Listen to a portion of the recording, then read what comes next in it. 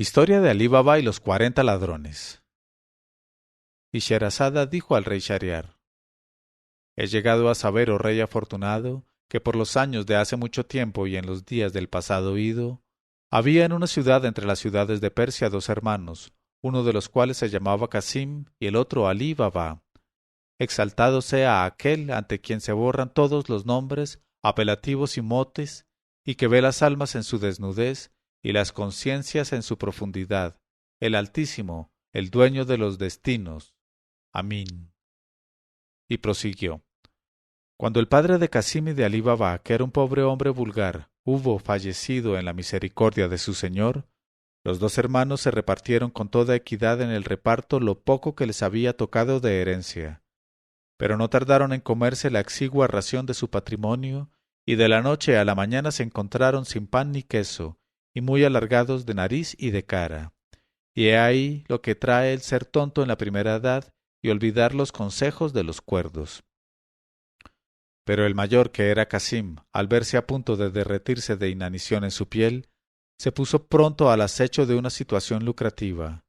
Y como era avisado y estaba lleno de astucia, no tardó en entablar conocimiento con una alcahueta, alejado sea el maligno, que, después de poner a prueba sus facultades de cabalgador y sus virtudes de gallo saltarín y su potencia de copulador, le casó con una joven que tenía buena cama, buen pan y músculos perfectos, y que era cosa excelente. Bendito sea el retribuidor. Y de tal suerte, además de refocilarse con su esposa, tuvo él una tienda bien provista en el centro del zoco de los mercaderes, porque tal era el destino escrito sobre su frente desde su nacimiento. Y esto es lo referente a él. En cuanto al segundo hermano, que era Alí Baba, he aquí lo que le sucedió. Como por naturaleza estaba exento de ambición, tenía gustos modestos, se contentaba con poco y no tenía los ojos vacíos. Se hizo leñador y se dedicó a llevar una vida de pobreza y de trabajo.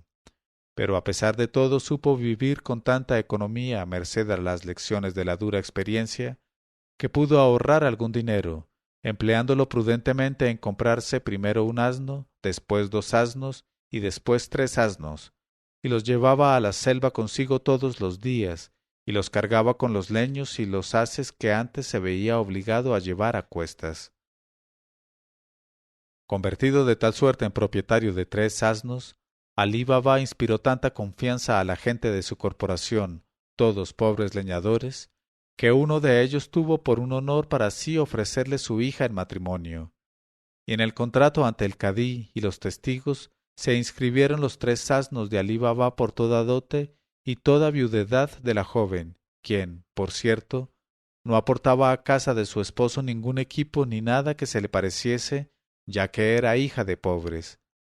Pero la pobreza y la riqueza no duran más que un tiempo limitado, en tanto que Alá el Exaltado es el eterno viviente. Y gracias a la bendición, Alí Baba tuvo de su esposa, la hija de leñadores, niños como lunas, que bendecían a su Creador, y vivía modestamente dentro de la honradez, en la ciudad, con toda su familia, del producto de la venta de sus leños y haces, sin pedir a su Creador nada más que esta sencilla dicha tranquila. Un día entre los días, estando Alí Baba ocupado en cortar leña en una espesura virgen del hacha, mientras sus asnos se pavoneaban paciendo y regoldándose no lejos de allí en espera de su carga habitual, se hizo sentir en el bosque para Alí Baba la fuerza del destino. Pero Alí Baba no podía sospecharlo, pues creía que desde hacía años seguía su curso su destino. Fue primero en la lejanía un ruido sordo que se acercó rápidamente hasta poderse distinguir con el oído pegado al suelo, como un galope multiplicado y creciente. Y Alí Baba, hombre pacífico que detestaba las aventuras y las complicaciones, se asustó mucho de encontrarse solo sin más acompañantes que sus 3 asnos en aquella soledad, y su prudencia le aconsejó que sin tardanza trepase a la copa de un árbol alto y gordo que se alzaba en la cima de un pequeño montículo y que dominaba toda la selva, y apostado y escondido así entre las ramas, pudo examinar de qué se trataba. Hizo bien, porque apenas se acomodó allí divisó una tropa de jinetes armados terriblemente, que avanzaban a buen paso hacia el lado donde se encontraba él, y a juzgar por sus caras negras, por sus ojos de cobre nuevo, y por sus barbas separadas ferozmente por en medio en dos alas de cuervo de presa, no dudó de que fuesen ladrones, salteadores de caminos de la más detestable especie. Cuando estuvieron muy cerca del montículo abrupto donde Alí Baba, invisible pero viendo, se había encaramado, echaron pie a tierra a una seña de su jefe, que era un gigante, desembridaron sus caballos, colgaron al cuello de cada uno un saco de forraje lleno de cebada, que llevaban a la grupa detrás de la silla, y los ataron por el ronzal a los árboles de los alrededores. Tras de lo cual cogieron los zurrones y se los cargaron a hombros. Y como pesaban mucho aquellos zurrones, los bandoleros caminaban agobiados por su peso. Y desfilaron todos en buen orden por debajo de Alí Baba, que los pudo contar fácilmente, y observar que eran 40, ni uno más, ni uno menos. En este momento de su narración, Sherazada vio aparecer la mañana y se calló discretamente.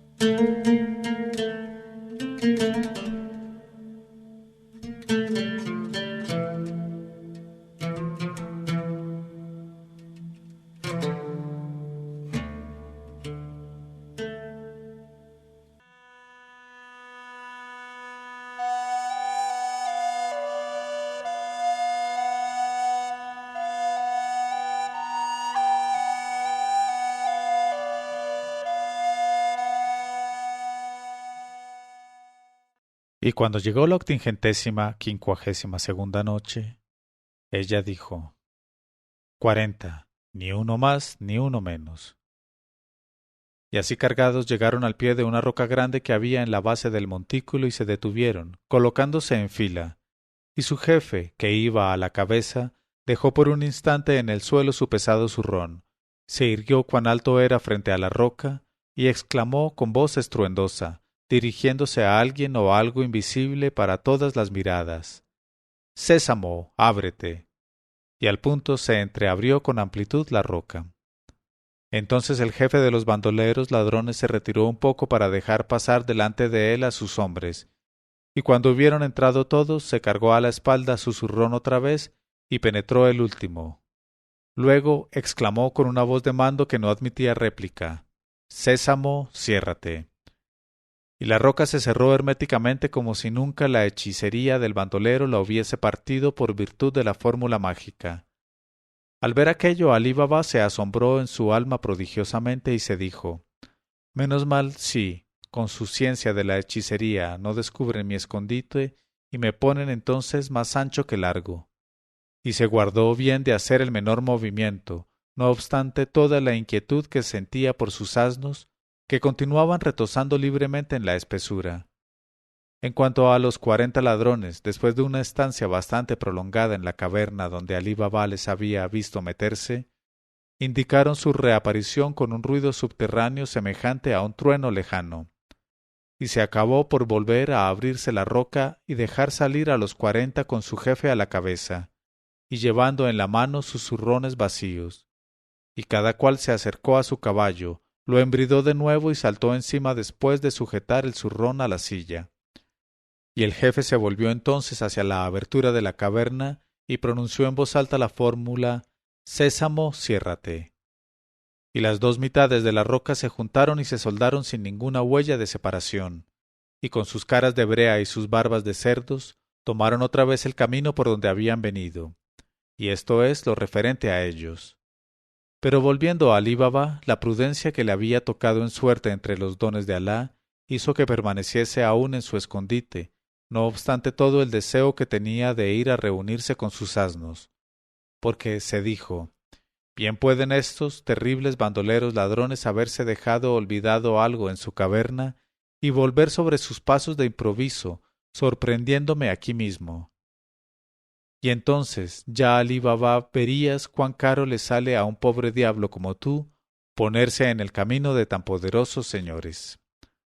Por tanto, tras de reflexionar así, Alí Baba se limitó sencillamente a seguir con los ojos a los formidables jinetes hasta que los hubo perdido de vista, y sólo mucho tiempo después de desaparecer ellos y de quedarse de nuevo la selva sumida en un silencio tranquilizador fue cuando, por fin, se decidió a bajar del árbol, aunque con 1000 precauciones, y volviéndose a derecha y a izquierda cada vez que abandonaba una rama alta para situarse en una rama más baja. Cuando estuvo en tierra, Alí Baba avanzó hacia la roca consabida, pero con mucho cuidado y de puntillas, conteniendo la respiración.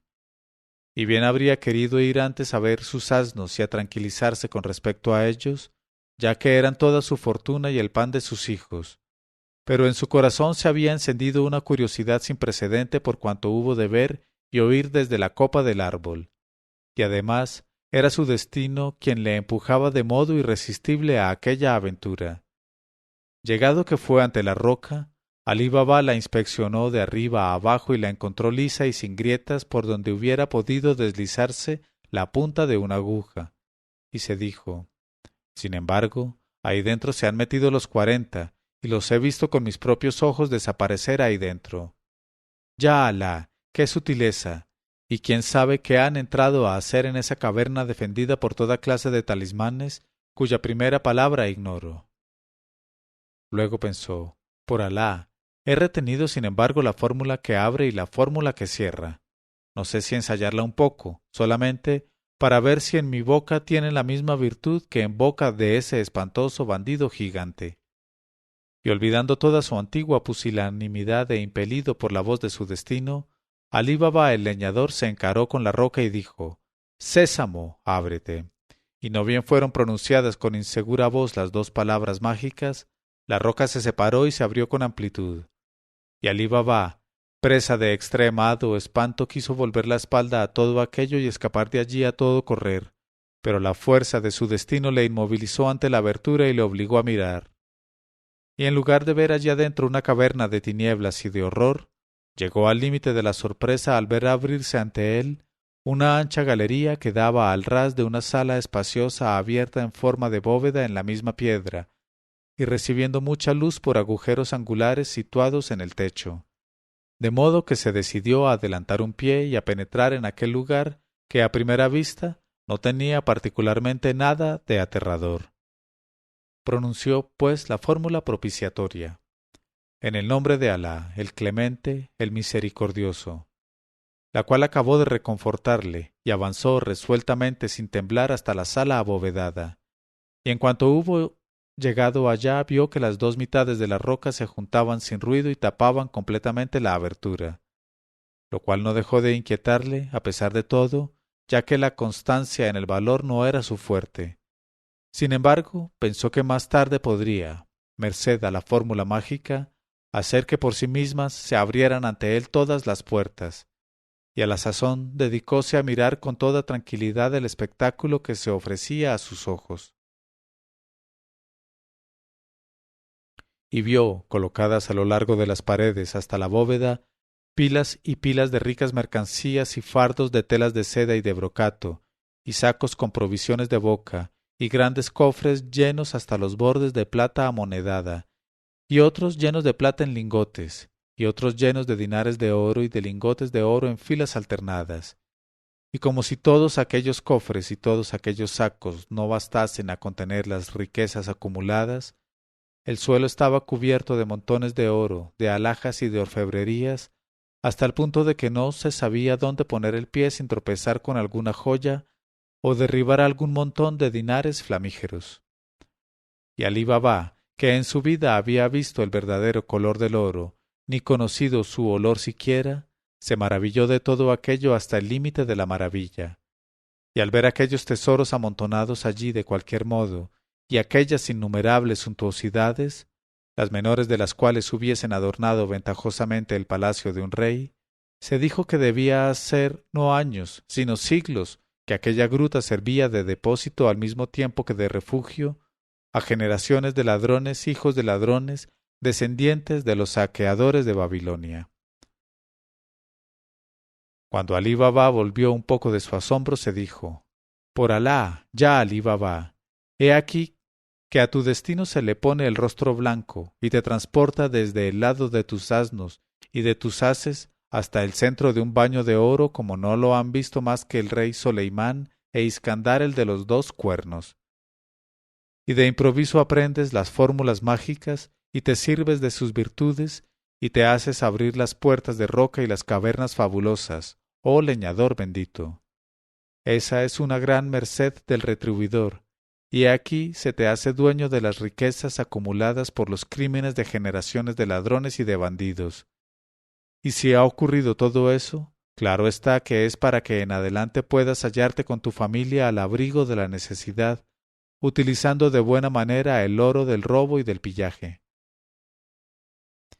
Y quedando en paz con su conciencia después de tal razonamiento, Alí Baba el pobre se inclinó hacia un saco de provisiones, lo vació de su contenido y lo llenó de dinares de oro y otras piezas de oro amonedado, sin tocar a la plata y a los demás objetos de la galería.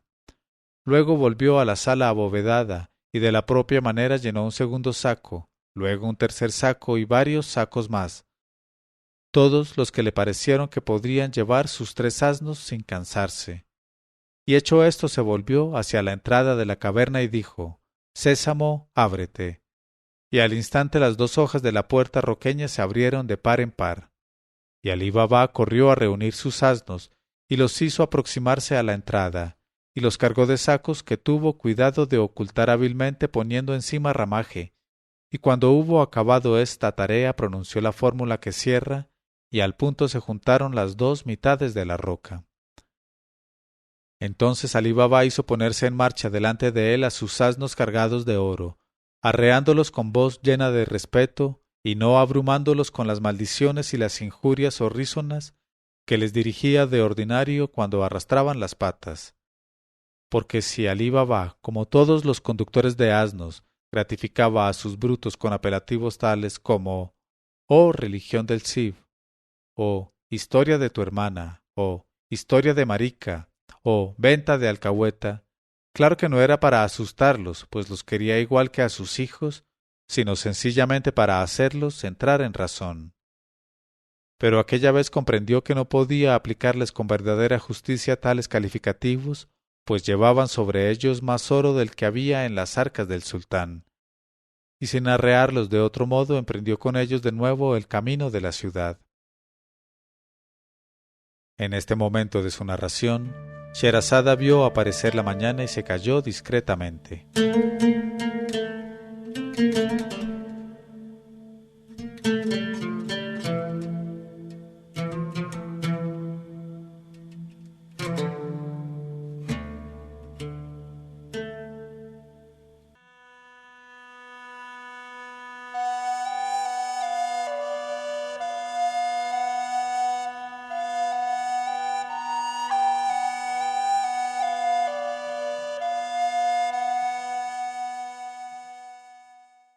Y cuando llegó la 853ª noche, ella dijo, y sin arrearlos de otro modo, emprendió con ellos de nuevo el camino de la ciudad. Y he aquí que al llegar a su casa, Alí Baba encontró la puerta cerrada por dentro con el pestillo grande de madera y se dijo, voy a ensayar en ella la virtud de la fórmula. Y dijo, Sésamo, ábrete. Y al punto, separándose de su pestillo, la puerta se abrió de par en par. Y Alí Baba, sin anunciar su llegada, penetró con sus asnos en el patiezuelo de su casa, y dijo, encarándose con la puerta, Sésamo, ciérrate.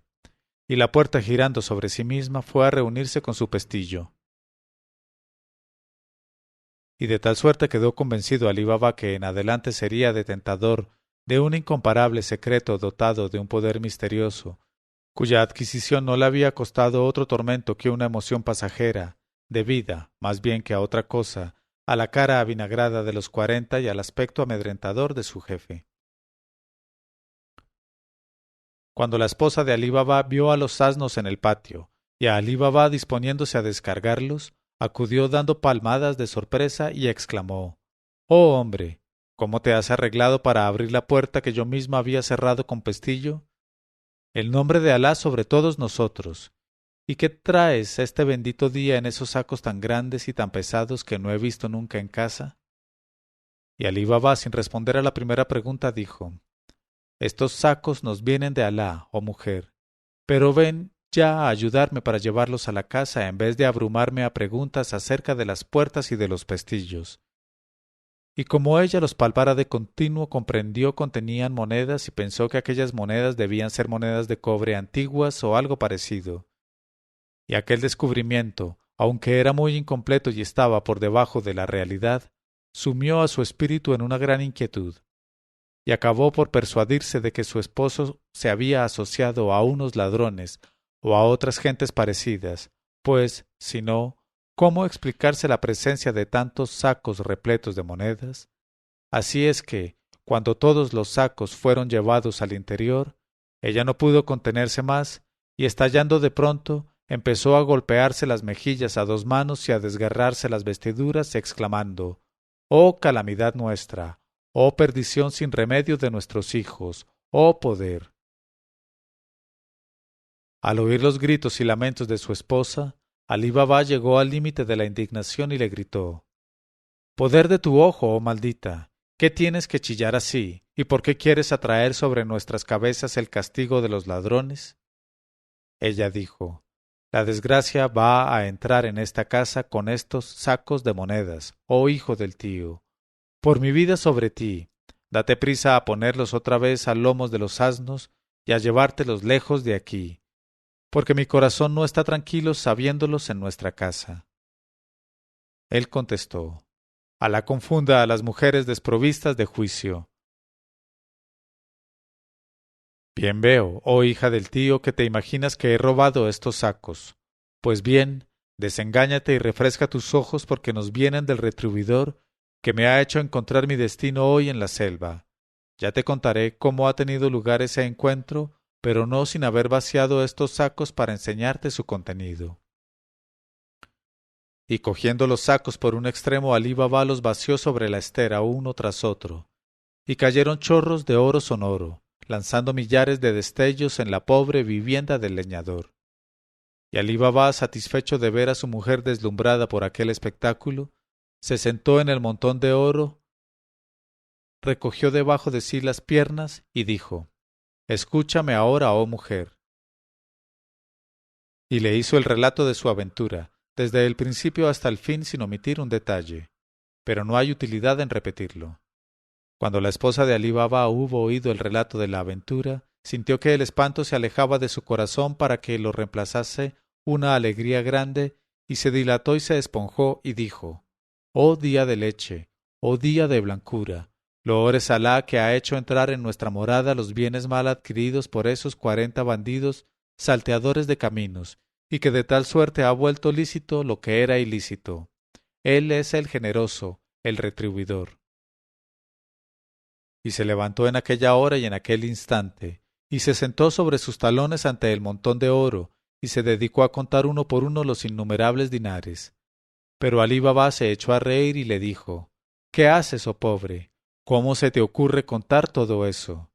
Lo mejor es que te levantes y vengas a ayudarme a abrir un hoyo en nuestra cocina para guardar cuanto antes este oro y hacer desaparecer así sus huellas. Si no, corremos riesgo de atraer sobre nosotros la codicia de nuestros vecinos y de los agentes de policía». Pero la esposa de Alí Baba, que era partidaria del orden en todo, y que quería tener una idea exacta acerca de la cuantía de las riquezas que les entraban en aquel día bendito, contestó «No, ciertamente, no quiero perder tiempo en contar este oro, pero no puedo dejar que se guarde sin haberlo pesado o medido por lo menos. Por eso te suplico, oh hijo del tío, que me des tiempo para ir a buscar una medida de madera en la vecindad, y lo iré midiendo mientras tú abres el hoyo, y de tal suerte podremos gastar a sabiendas con nuestros hijos lo necesario y lo superfluo». Y Alí Baba, aunque esta precaución le pareció por lo menos superflua, no quiso contrariar a su mujer en una ocasión tan llena de alegría para todos ellos, y le dijo «Sea, pero ve y vuelve pronto, y sobre todo guárdate bien de divulgar nuestro secreto o de decir la menor palabra acerca de él». Cuando la esposa de Alí Baba salió en busca de la medida consabida, pensó que lo más rápido sería ir a pedir una a la esposa de Casim, la rica, la infatuada, la que nunca se dignaba invitar a ninguna comida en su casa al pobre Alí Baba ni a su mujer, ya que no tenía fortuna ni relaciones, la que jamás había enviado ninguna golosina y aniversarios, ni siquiera había comprado para ellos un puñado de garbanzos como compra la gente pobre a los niños de gente pobre. Y después de las alemas de ceremonia le rogó que le prestara una medida de madera por algunos momentos. Cuando la esposa de Casim hubo oído la palabra medida, quedó extremadamente asombrada, pues sabía que Alí Baba y su mujer eran muy pobres y no podía comprender para qué necesitaban aquel utensilio del que no se sirven, por lo general, más que los propietarios de grandes provisiones de grano, en tanto que los demás se limitaban a comprar el grano del día o de la semana en casa del tratante en granos. Así es que, aunque en otras circunstancias sin duda alguna se le hubiese negado todo bajo cualquier pretexto, aquella vez la picó demasiado la curiosidad para dejar escapar semejante ocasión de satisfacerla. Le dijo, pues, Alá aumente sobre vuestras cabezas sus favores. ¿Pero quieres la medida grande o pequeña, oh madre de Ahmad? La aludida contestó, mejor será la pequeña, oh mi señora. Y la esposa de Casim fue a buscar la medida consabida. Y he aquí que no en vano aquella mujer fue objeto de un trato de alcahuetería, a la rehúse sus gracias a los individuos de esta especie y confunda a todas las taimadas. Pues queriendo saber a toda costa qué clase de grano pretendía medir su pariente pobre, y de una de tantas supercherías que como siempre tienen entre sus dedos las hijas de zorra. Y, en efecto, corrió en busca de cebo y untó con él diestramente el fondo de la medida por debajo, por donde se asienta ese utensilio. Luego volvió al lado de su parienta, excusándose por haberla hecho esperar, y le entregó la medida, y la mujer de Alí Baba se deshizo en cumplimientos y se apresuró a volver a su casa, y comenzó por colocar la medida en medio del montón de oro, y se puso a llenarla y a vaciarla un poco más lejos, marcando en la pared con un trozo de carbón tantos trazos negros como veces la había vaciado. Y cuando acababa de dar fin a su trabajo entró Alí Baba, que había terminado por su parte de abrir el hoyo en la cocina, y su esposa le enseñó los trazos de carbón en la pared, exultando de alegría, y le dejó el cuidado de guardar todo el oro, para ir por sí misma con toda diligencia a devolver la medida a la impaciente esposa de Casim. Y no sabía la pobre que debajo de la medida había quedado pegado un dinar de oro al cebo de la perfidia. Entregó, pues, la medida a su parienta rica, la que fue colocada por la alcahueta, y le dio muchas gracias y le dijo, he querido ser puntual contigo, oh mi señora, a fin de que otra vez no dejes de tener conmigo tanta amabilidad. Y se fue por su camino. Y esto es lo referente a la esposa de Alí Baba. En cuanto a la esposa de Casim, solamente esperó la taimada a que su parienta volviera la espalda para dar vuelta a la medida de madera y mirar la parte de abajo. Y llegó al límite de la estupefacción al ver pegada en el cebo una moneda de oro en vez de algún grano de habas, de cebada o de avena. Y la piel del rostro se le puso de color de azafrán, y los ojos de color de betún muy oscuro, y su corazón se sintió roído de celos y de envidia devoradora, y exclamó, destrucción sobre su morada. ¿Desde cuándo esos miserables tienen el oro así para pesarlo y medirlo? Y era tanto el furor inexpresable que la embargaba, que no pudo esperar a que su esposo regresase de su tienda, sino que le envió a su servidora para que le buscara a toda prisa. Y no bien Casim sin aliento franqueó el umbral de la casa, le acogió con exclamaciones furibundas, como si le hubiese sorprendido triturando algún mozalbete. Luego, sin darle tiempo para reponerse de aquella tempestad, le puso debajo de la nariz el consabido dinar de oro y le gritó, ¿ya lo ves? Pues bien, esto no es más que lo que les sobra a esos miserables. Ah, te crees rico y a diario te felicitas por tener tienda y clientes, mientras tu hermano no tiene más que 3 asnos por toda hacienda. Desengáñate, oh jeique. Alí Baba, ese desmañado, ese barriga hueca, ese insignificante, no se contenta con contar su oro como tú, lo mide. Por Alá que lo mide como el tratante en granos hace con el grano. Y con una tempestad de palabras, de gritos y vociferaciones le puso al corriente del asunto y le explicó la estratagema de que se había valido para hacer el asombroso descubrimiento de la riqueza de Alí Baba, y añadió, no es eso todo, oh jeique, a ti te incumbe ahora descubrir el origen de la fortuna de tu miserable hermano, ese hipócrita maldito que finge pobreza y maneja el oro por medidas y abrazadas. Al oír estas palabras de su esposa, Casim no dudó de la realidad de la fortuna de su hermano, y lejos de sentirse feliz por saber que el hijo de su padre y de su madre estaba al abrigo de toda necesidad para lo sucesivo, y de regocijarse con su dicha, alimentó una envidia biliosa y sintió que se le rompía de despecho la bolsa de la hiel. En este momento de su narración, Sherazada vio aparecer la mañana y se calló discretamente.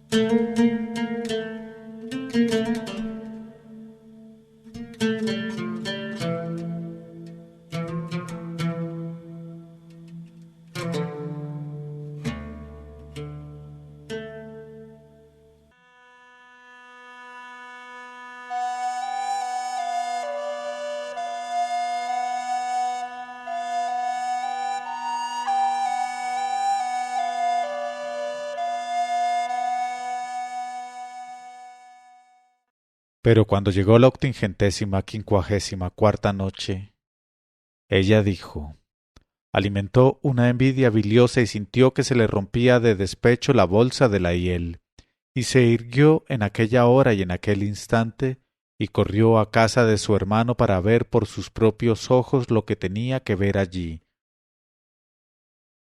Y encontró a Alí Baba con el pico en la mano todavía, pues acababa de guardar su oro, y abordándole sin dirigirle la zalema y sin llamarle por su nombre ni por su apellido, y sin tratarle siquiera de hermano, pues se había olvidado de tan próximo parentesco desde que se casó con el rico producto de la alcahueta, le dijo, «Ah, con que así, oh padre de los asnos, te haces el reservado y el misterioso con nosotros. Sí, continúa simulando pobreza y miseria y haciéndote el menesteroso delante de la gente para medir luego el oro en tu yacija de piojos y chinches, como el tratante en granos mide su grano». Al oír estas palabras, Alí Baba llegó al límite de la turbación y de la perplejidad, no porque fuese avaro o interesado, sino porque temía la maldad y la avidez de ojos de su hermano y de la esposa de su hermano, y contestó, «Por Alá sobre ti, no sé a qué aludes. Explícate, pues, pronto, y no me faltarán para ti franqueza y buenos sentimientos, por más que desde hace años hayas olvidado tú el lazo de la sangre y vuelvas la cara cuando te encuentras con la mía y con la de mis hijos». Entonces dijo el imperioso Casim, «No se trata de eso ahora, Alí Baba. Se trata solamente de que no finjas ignorancia conmigo, porque estoy enterado de lo que tienes interés en mantener oculto». Y mostrándole el dinar de oro untado de sebo aún le dijo, mirándole atravesado, «¿Cuántas medidas de dinares como este tienes en tu granero, oh trapisonda? ¿Y dónde has robado tanto oro? Di, oh vergüenza de nuestra casa».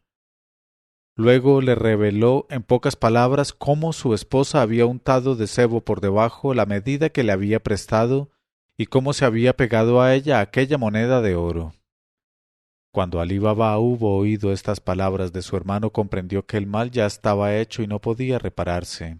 Así es que, sin dejar que se prolongase más el interrogatorio, y sin hacer ante su hermano la menor demostración de asombro o de pena por verse descubierto, dijo, «Alá es generoso, oh hermano mío. Nos envía sus dones antes de que los deseemos, exaltado sea». Y le contó con todos sus detalles su aventura de la selva, aunque sin revelarle la fórmula mágica, y añadió, «Somos, oh hermano mío, hijos del mismo padre y de la misma madre. Por eso todo lo que me pertenece te pertenece, y quiero, si me haces la merced de aceptarlo, ofrecerte la mitad del oro que he traído de la caverna».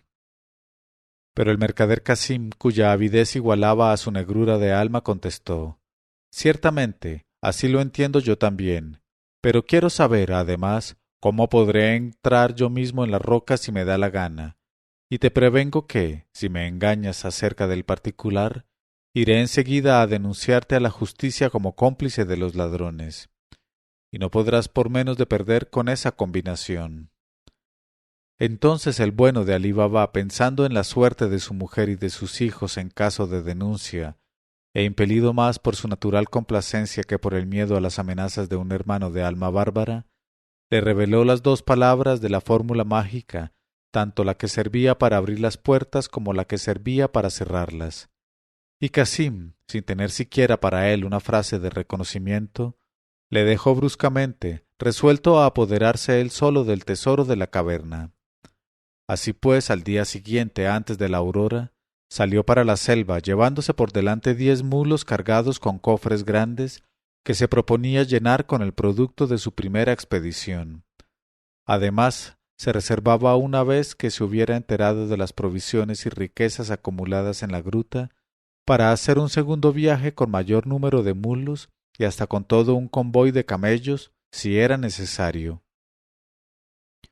Y siguió al pie de la letra las indicaciones de Alí Baba, que había llevado su bondad hasta brindarse como guía, pero fue rechazado duramente por los 2 pares de ojos suspicaces de Casim y de su esposa, la resultante del alcahueteo. Y enseguida llegó al pie de la roca, que hubo de reconocer entre todas las rocas por su aspecto enteramente liso y su altura rematada por un árbol grande, y alzó ambos brazos hacia la roca y dijo: «Sésamo, ábrete». Y la roca de pronto se partió por la mitad, y Casim, que ya había atado los mulos a los árboles, penetró en la caverna, cuya abertura se cerró al punto sobre él, gracias a la fórmula para cerrar.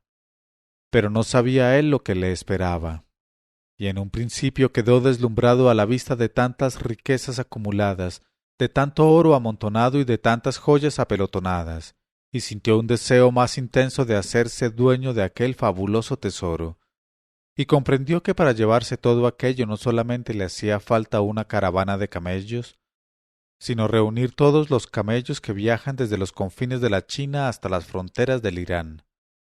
Y se dijo que la próxima vez tomaría las medidas necesarias para organizar una verdadera expedición que se apoderase de aquel botín, contentándose a la sazón con llenar sus 10 mulos. Y terminado este trabajo volvió a la galería que conducía a la roca cerrada y exclamó: «Cebada, ábrete». Porque el deslumbrante Casim, con el espíritu enteramente turbado por el descubrimiento de aquel tesoro, había olvidado por completo la palabra que tenía que decir, y fue para perderse sin remedio, porque dijo varias veces: «Cebada, ábrete». Pero la roca permaneció cerrada. Entonces dijo: «Avena, ábrete». Y la roca no se movió. «Aba, ábrete». Pero no se produjo ninguna ranura. Y Casim empezó a perder la paciencia y gritó sin tomar aliento: «Centeno, ábrete. Mijo, ábrete. Garbanzo, ábrete. Maíz, ábrete. Alforfón, ábrete. Trigo, ábrete. Arroz, ábrete. Algarroba, ábrete». Pero la puerta de granito permaneció cerrada, y Casim, en el límite del espanto al advertir que se quedaba encerrado por haber perdido la fórmula, se puso a recitar ante la roca impasible todos los nombres de los cereales y de las diferentes variedades de granos que la mano del sembrador lanzó sobre la superficie de los campos en la infancia del mundo.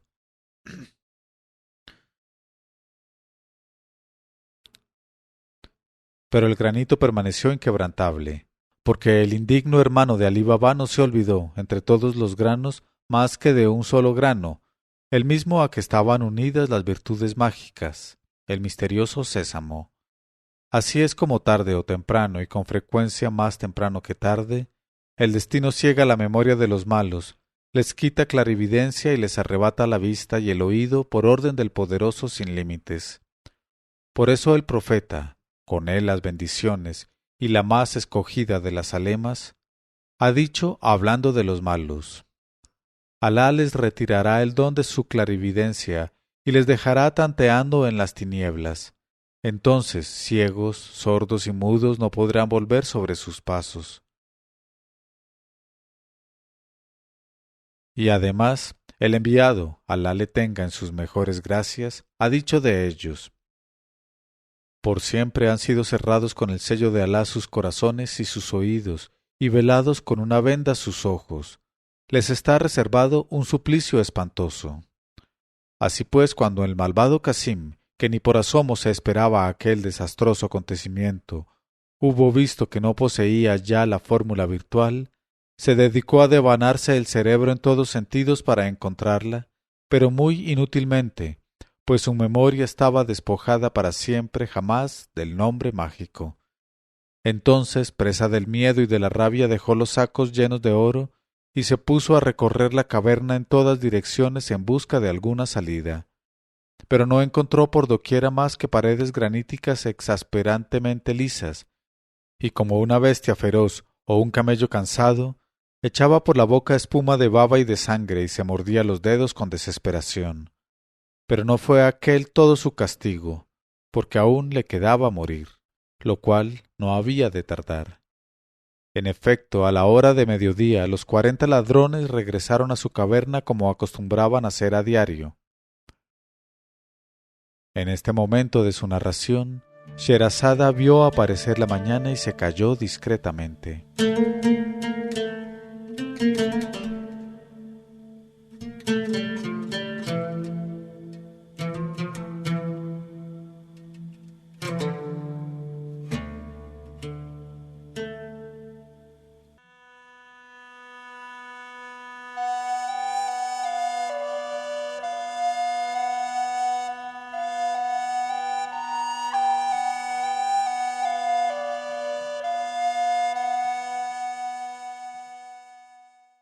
Pero cuando llegó la 855ª noche, ella dijo: En efecto, a la hora de mediodía los 40 ladrones regresaron a su caverna, como acostumbraban hacer a diario. Y he aquí que vieron atados a los árboles los 10 mulos cargados con grandes cofres, y al punto, a una seña de su jefe, desenvainaron sus terribles armas y lanzaron a toda brida sus caballos hacia la entrada de la caverna, y echaron pie a tierra, y comenzaron a dar vueltas en torno de la roca para dar con el hombre a quien podían pertenecer los mulos. Pero como con sus pesquisas no conseguían nada, el jefe se decidió a penetrar en la caverna.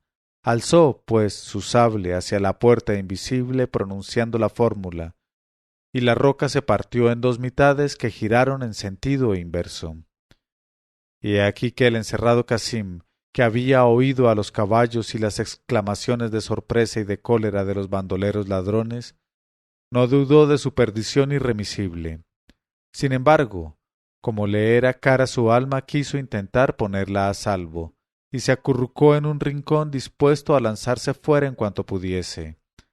Así es que en cuanto se hubo pronunciado la palabra sésamo, y él la hubo oído, maldiciendo de su flaca memoria, y en cuanto vio practicarse la abertura, se lanzó fuera como un carnero, cabizbajo, y lo hizo tan violentamente y con tan poco discernimiento que tropezó con el propio jefe de los 40, el cual se cayó al suelo cuán largo era.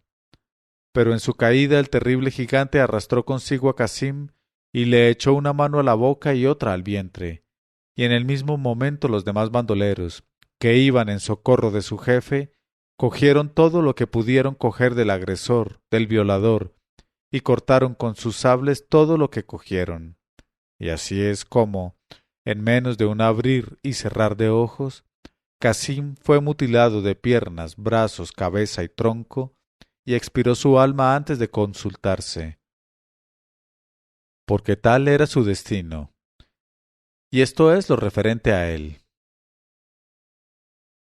En cuanto a los ladrones, no bien hubieron limpiado sus sables, entraron en su caverna y encontraron alineados junto a la puerta los sacos que había preparado Casim, y se apresuraron a vaciarlos en donde se habían llenado, y no advirtieron la cantidad que faltaba y que se había llevado Alí Baba.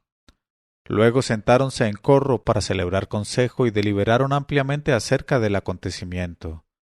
Pero, ignorantes como estaban de haber sido espiados por Alí Baba, no pudieron llegar a comprender cómo había logrado alguien introducirse en su morada, y desistieron de reflexionar más tiempo acerca de una cosa que no tenía solución.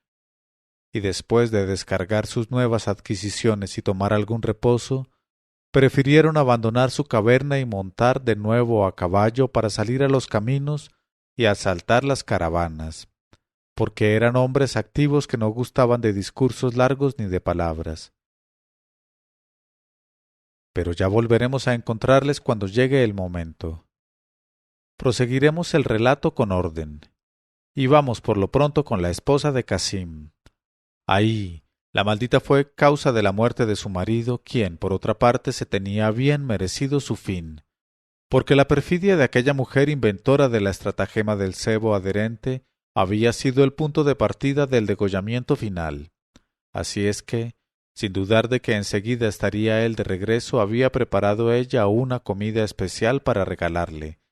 Pero cuando vio que llegó la noche y que no llegaba Casim, ni la sombra de Casim, ni el olor de Casim, se alarmó en extremo, no porque le amase de un modo desmedido, sino porque le era necesario para su vida y para su codicia.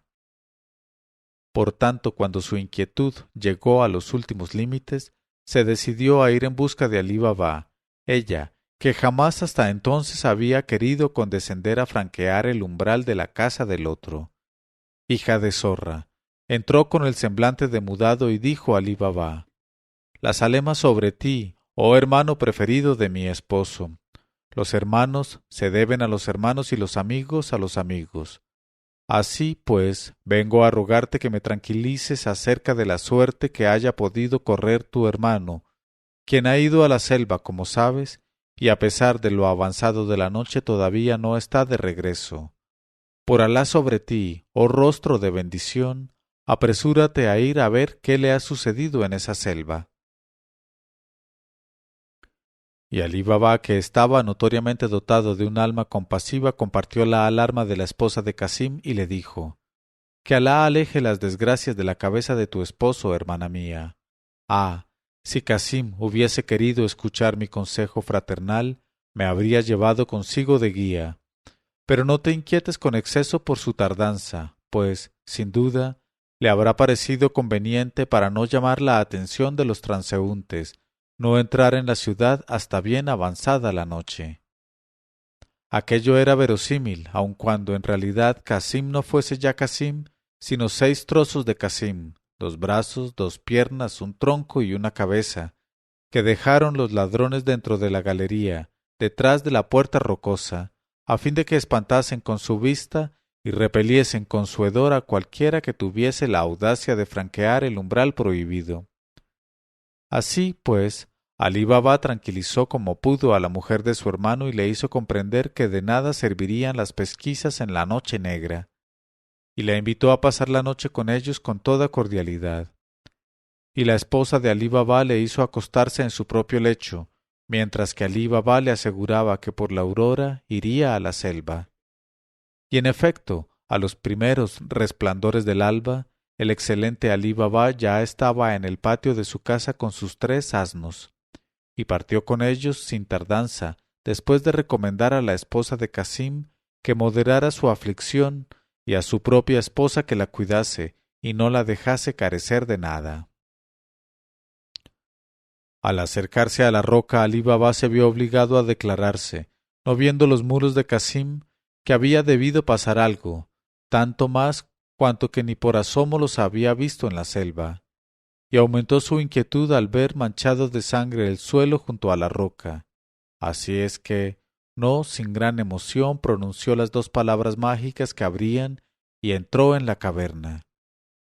Y el espectáculo de los 6 fragmentos de Casim espantó sus miradas e hizo temblar sus rodillas, y estuvo a punto de caerse desmayado en el suelo, pero los sentimientos fraternales le hicieron sobreponerse a su emoción, y no vaciló en hacer todo lo posible por cumplir los últimos deberes para con su hermano, que era musulmán al fin y al cabo, e hijo del mismo padre y de la misma madre, y se apresuró a coger en la caverna 2 sacos grandes, en los cuales metió los 6 despojos de su hermano, el tronco en uno y la cabeza con los 4 miembros en el otro. Y con ello hizo una carga para uno de sus asnos, cubriéndolo cuidadosamente de leña y de ramaje. Luego se dijo que, ya que estaba allí, más valía aprovechar la ocasión para coger algunos sacos de oro, con objeto de que no se fuesen de vacío los asnos.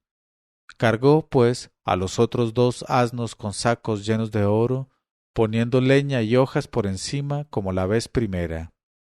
Y después de mandar que se cerrase a la puerta rocosa, emprendió el camino de la ciudad, deplorando en el alma el triste fin de su hermano. En cuanto hubo llegado al patio de su casa, Alí Baba llamó a la esclava Luz Nocturna para que le ayudara a descargar los asnos. La esclava Luz Nocturna era una joven que Alí Baba y su esposa habían recogido de niña y educado con los mismos cuidados y la misma solicitud que si hubiesen sido sus propios padres, y había crecido en casa de ellos, ayudando a su madre adoptiva en las faenas caseras y haciendo el trabajo de 10 personas. Además, era agradable, dulce, diestra, entendida y fecunda en invenciones para resolver las cuestiones más arduas y lograr éxito en las cosas más difíciles. Así es que, en cuanto bajó ella, empezó por besar la mano de su padre adoptivo y le deseó la bienvenida, como tenía costumbre de hacer cada vez que entraba él en la casa. Alí Baba le dijo: «Oh Luz Nocturna, hoy es el día en que me vas a dar prueba de tu listeza, de tu abnegación y de tu discreción». Y le contó el fin funesto de su hermano y añadió: «Y ahora ahí le tienes, hechos 6 pedazos en el tercer asno, y es preciso que, mientras yo subo a anunciar la fúnebre noticia a su pobre viuda, pienses en el medio de que nos valdremos para hacerle enterrar como si hubiera muerto de muerte natural, sin que nadie pueda sospechar la verdad». Y ella contestó: «Escucho y obedezco». Y Alí Baba, dejándola reflexionar acerca de la situación, subió a ver a la viuda de Casim. Y he aquí que llevaba a él una cara tan compungida que, al verle entrar la esposa de Casim, empezó a lanzar chillidos a más no poder, y se dispuso a desollarse las mejillas, a mesarse los cabellos y a desgarrarse las vestiduras. Pero Alí Baba supo contarle el suceso con tanto miramiento que consiguió evitar los gritos y lamentos que hubiesen atraído a los vecinos y provocado un trastorno en el barrio.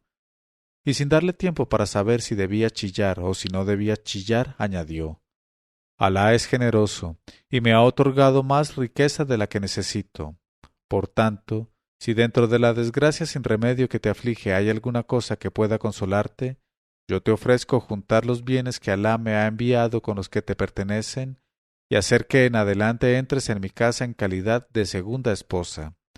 Y así tendrás en la madre de mis hijos una hermana amante y atenta. Y todos viviremos juntos con tranquilidad, hablando de las virtudes del difunto». Tras de hablar así se calló Alí Baba, esperando la respuesta, y Alá iluminó en aquel momento el corazón de la que antaño fue objeto de un trato de alcahuetería y lo desembarazó de sus taras, porque es el Todopoderoso. Y comprendió ella la bondad de Alí Baba y la generosidad de su oferta, y consintió en ser su segunda esposa, y a consecuencia de su matrimonio con aquel hombre bendito se tornó en una mujer de bien. Y esto es lo referente a ella. En cuanto a Alí Baba, que por aquel medio logró impedir los gritos penetrantes y la divulgación del secreto, dejó a su nueva esposa entre las manos de su antigua esposa y bajó a reunirse con la joven Luz Nocturna. Y se encontró con que volvía ella de la calle, porque Luz Nocturna no había perdido el tiempo y ya había combinado toda una norma de conducta para circunstancia tan difícil. En efecto, había ido a la tienda del mercader de drogas que habitaba enfrente y le había pedido cierta especie de triaca específica para curar las enfermedades mortales. Y el mercader le había dado aquella triaca por el dinero que ella le presentó, pero no sin haberle preguntado de antemano quién estaba enfermo en casa de su amo. Y Luz Nocturna había contestado suspirando: «Oh, qué calamidad la nuestra. El mal rojo aqueja al hermano de mi amo Alí Baba, que ha sido transportado a nuestra casa para que esté mejor cuidado. Pero nadie entiende nada de su enfermedad. Está él inmóvil, con cara de azafrán. Está mudo, está ciego y está sordo. Ojalá esta triaca, o jeique, le saque de un trance tan malo». Y tras de hablar así se había llevado la triaca consabida de la que en realidad ya no podía hacer uso Casim, y había ido a reunirse con su amo Alí Baba. En este momento de su narración, Sherazada vio aparecer la mañana y se calló discretamente.